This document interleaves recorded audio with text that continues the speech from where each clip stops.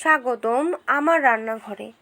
আজকে আমি করছি সামান্য তেল মশলায় পোনা মাছের একটি রেসিপি, তবে অত্যন্ত সুস্বাদু।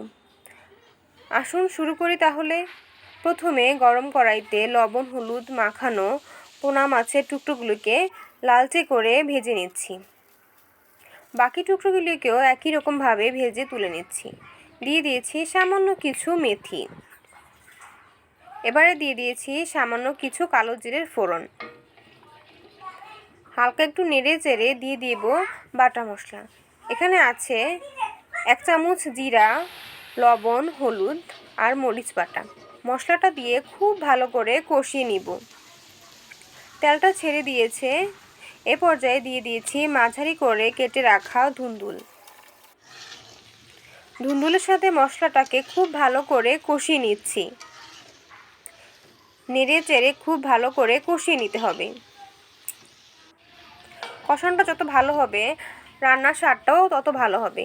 ঢাকনা দিয়ে ঢেকে কিছুক্ষণ অপেক্ষা করব। দেখুন কতটা জল বেরিয়ে এসেছে ধুন্দুল থেকে। এই রান্নায় আমি কোনো আলাদা জল ব্যবহার করব না। দিয়ে দিয়েছি ভেজে রাখা মাছের টুকরোগুলো।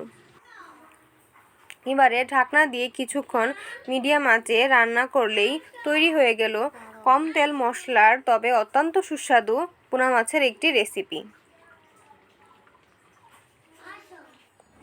আপনারাও বাড়িতে মাঝে মাঝে এমন তেল মশলা কম ব্যবহার করে তরকারি রান্না করে খাবেন। এতে করে আপনার পেটটাও ভালো থাকবে, রুচিরও একটু পরিবর্তন আসবে। পেট ঠিক তো সব ঠিক। বাসায় রান্না করে কমেন্ট করে অবশ্যই জানাবেন কেমন হয়েছে। এতক্ষণ সাথে থাকার জন্য ধন্যবাদ।